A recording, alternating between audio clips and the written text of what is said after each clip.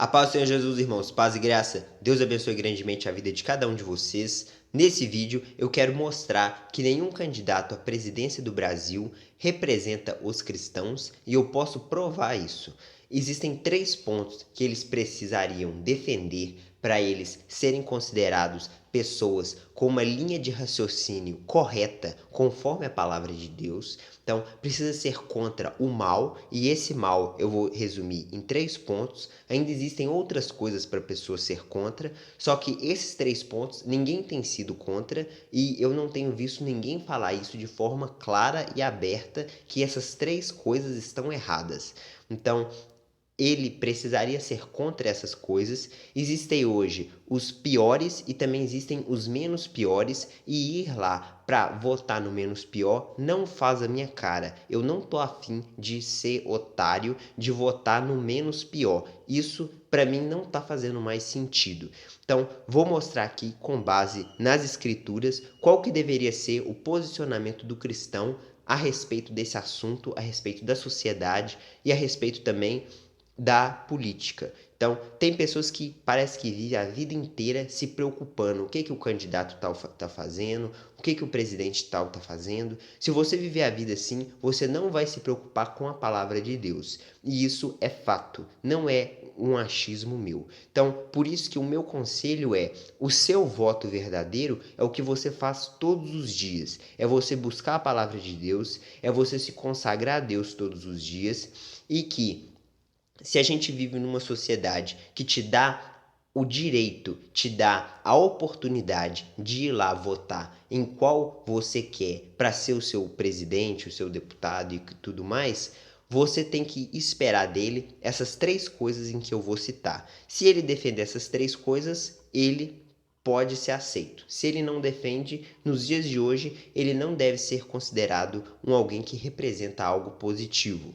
Então, a primeira coisa que ele precisa ser contra é contra o feminismo. Então, atualmente teve uma lei aí que se chama PL da misoginia. Então, se você interrompe mulher, se você perguntar para a mulher se ela está de TPM, qualquer coisa que você fale que desagradar os ouvidos de uma mulher, você pode ser preso de 3 a 5 anos. Isso é uma coisa muito séria, porque se isso realmente for considerado uma lei, se isso realmente passar e se a gente viver numa sociedade onde você perguntar uma coisa pode se tornar ofensivo e você ser preso, a gente está diante então de tempos muito difíceis de se viver. Você está vivendo uma loteria que a qualquer momento você pode ser o ganhador de 5 anos de cadeia. Isso é um completo absurdo. Uma pessoa que não enxerga o problema de se viver numa sociedade assim é porque ela realmente está muito cega. Ela é uma verdadeira topeira. Ela não enxerga um palmo na frente dela. Uma pessoa que hoje vê essas coisas e não sente indignação é uma pessoa que está completamente cega. E isso é importante a gente ser contra essas coisas. Quando eu ouvi de forma detalhada o que aquele PL da misoginia defendia, o que eles estavam aprovando, e que todos, sejam os de direita como também os de esquerda, todos aprovaram aquela lei no Senado, e eu acho que ela tinha que voltar depois para os deputados acabar de aprovar, é como se fosse uma segunda votação, mas todos os senadores ali, uma maioria muito grande, foi a favor, tanto os de direita como os de esquerda. Então, você ouvindo essas coisas, se você não sente indignação no seu coração, realmente você está com um grave problema. Eu só não gravei sobre esse assunto naquela época porque eu estava gravando a respeito das profecias de Tiro, da Grande Babilônia, que inclusive estão aí no canal, e aí por esse motivo eu não ia parar os meus estudos dentro do Apocalipse, dentro de Isaías 23, para vir falar de PL de misoginia dentro do meu canal. Só que é importante a gente ser contra. Eu, na época que eu ouvi aquelas coisas, eu senti muita indignação. Tem algumas poucas semanas que isso aconteceu, e que a gente precisa sim se manifestar contra, ser contra, porque se a gente ficar omisso, se a gente não acha problema nenhum as coisas que acontecem nos nossos dias, os nossos filhos vão pagar. E no caso eu sou bastante novo, eu vou pagar se eu vejo coisas e não acho que essas coisas são completamente erradas.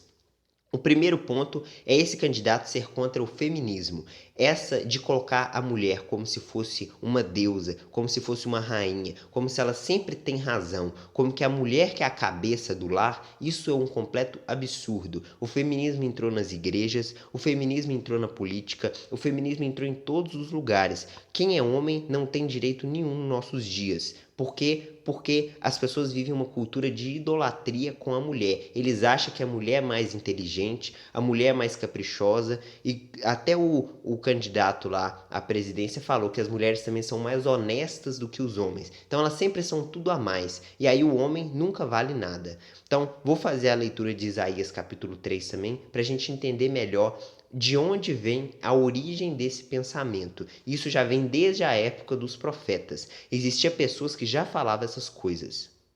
Porque eis que o Senhor dos exércitos, tira de Jerusalém e de Judá o sustento e o apoio, todo o sustento de pão e todo o sustento de água, o valente, o guerreiro, o juiz, o profeta, o adivinho, o ancião, o capitão de 50, o respeitável, o conselheiro, o hábil entre os artífices e o encantador perito.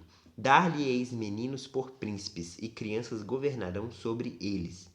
Então, nesse texto, Deus está falando que haveria de tirar todo o sustento e todo o apoio, todo o sustento de pão e de água, e Deus haveria de tirar todo o apoio, seja o valente, o juiz, o guerreiro, o adivinho, o profeta, ou seja, Deus haveria de tirar todos os homens de cena, tanto os homens bons como também os homens maus, e haveria de dar a eles meninos por príncipes. Então, Deus já está ali protestando que quem é o cabeça da sociedade não são os meninos. Quem são o cabeça da sociedade são homens que eles agem de forma madura. E aí vai falar muito mais ainda. Os opressores do meu povo são crianças e mulheres, estão à testa do seu governo, ó povo meu. Os que te guiam te enganam e destroem o caminho por onde deve seguir. Então o próprio texto já faz a interpretação.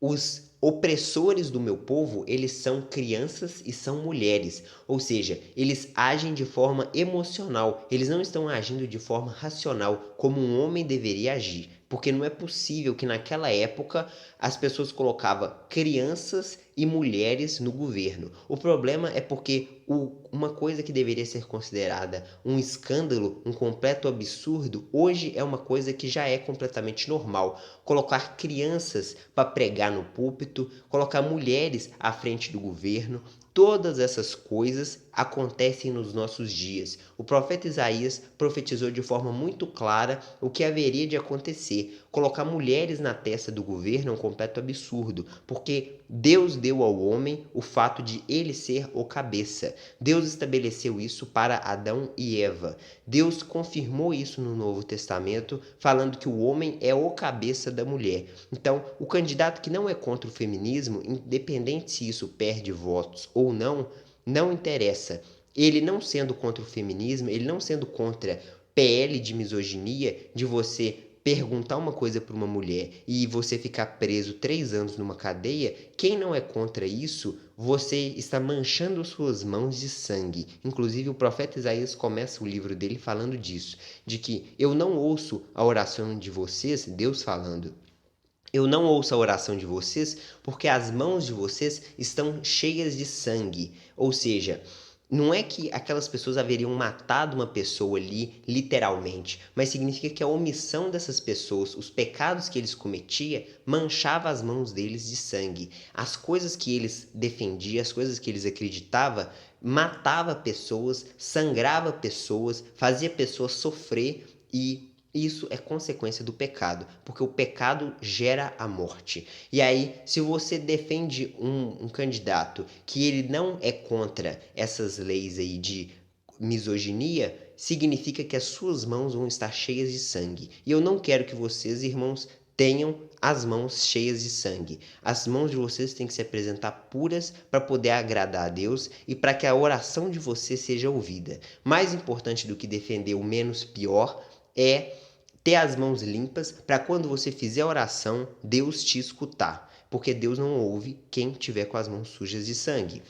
O segundo ponto, ele precisa ser então contra o totalitarismo. O totalitarismo consiste no Estado ficar vigiando a sua vida em todos os aspectos. Então, esse candidato precisaria ser contra você ser obrigado a tomar uma vacina ou não. Ele precisa ser contra seu filho ser obrigado a ir para a escola. Esse candidato precisa ser contra você ter que fazer reconhecimento facial para você acessar a internet, porque existe essa proposta, não somente no Brasil, como no mundo inteiro, de você só poder acessar a internet se você estiver feito o login facial, você ter feito o reconhecimento facial, e isso é um completo absurdo, já que a argumentação deles é que crianças estão vendo coisas na internet que não deveriam ver. Só que eu já havia pensado sobre isso e eu continuo acreditando nas mesmas coisas. Quem tem que controlar o que o seu filho vê na internet, no telefone, é o pai e a mãe, não é o Estado. Porque a partir do momento que uma pessoa só consegue ver na internet aquilo que o governo permite ela de assistir, você vai se tornar um completo escravo do governo. Você não vai ter mais voz de falar as coisas que você quiser na internet. Nos dias que a gente vive hoje, você já não pode falar tudo que você quiser. E, inclusive, já avançou ainda mais o PL da misoginia, avança ainda mais o totalitarismo, porque você não pode agora nem perguntar para a mulher se ela está de TPM. Só que quando fala dessa questão da internet, de você só poder acessar a internet se você tiver o reconhecimento facial, isso é um completo absurdo. O governo teria um poder muito grande sobre as pessoas. Existem formas de burlar isso, existem formas de desviar disso, só que dá trabalho e isso mostra que a gente viveria numa completa escravidão. Esse é o segundo ponto, ser contra o totalitarismo. Ele precisa pelo menos falar que é contra o totalitarismo. Agora, o terceiro ponto, ele precisa ser contra o socialismo fiduciário. Então, eu já falei de três coisas. Ele precisa ser contra a lei da misoginia, todas as outras leis feministas também. Ele precisa ser contra o totalitarismo e essa terceira coisa é ser contra o socialismo fiduciário.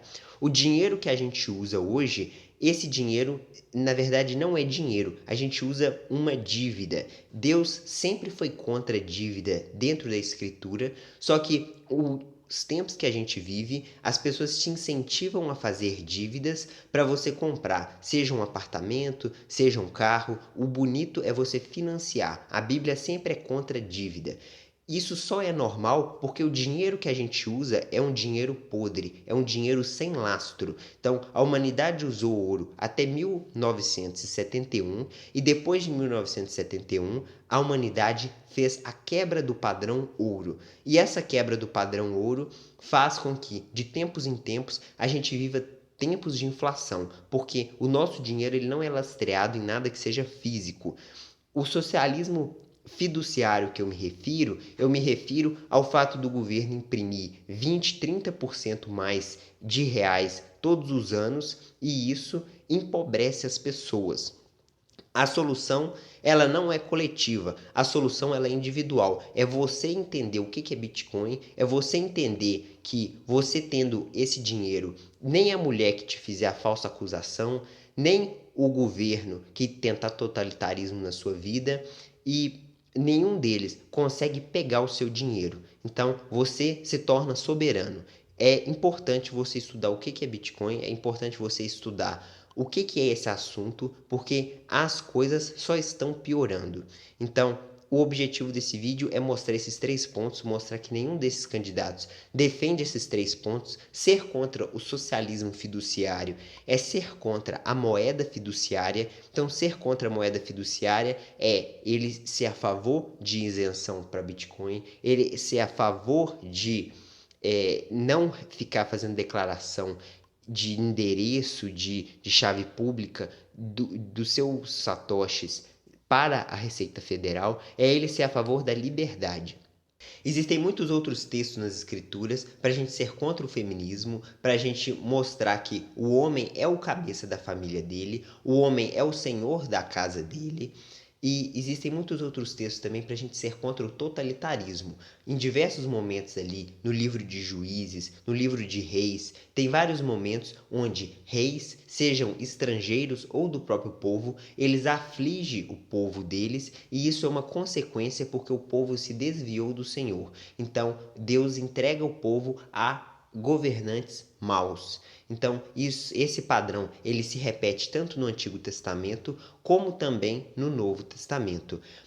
A nosso exemplo de seguir é o exemplo dos apóstolos. Sem arrependimento das pessoas, ou pelo menos de uma grande parte das pessoas, Deus não vai ficar conservando Sodoma e Gomorra. Deus entrega essa Sodoma e Gomorra para a destruição. Então, o nosso exemplo a ser seguido é o exemplo dos apóstolos. A gente precisa falar de Jesus para as pessoas, a gente precisa falar que as pessoas precisam se arrepender, as pessoas têm que parar de acreditar em mentiras socialistas, em mentiras do Satanás, onde fica acreditando que é o governo que tem que dar todas as coisas dela. E não é isso. A pessoa tem que lutar, a pessoa tem que ser livre para ela fazer aquilo que ela realmente sabe que é a verdade, que é ela lutar pela liberdade dela e pela família dela. E também ser contra o socialismo fiduciário, porque a moeda que a gente usa é uma moeda podre, ok? Então, muito obrigado por vocês terem acompanhado o vídeo. Fiquem com Deus, Deus abençoe.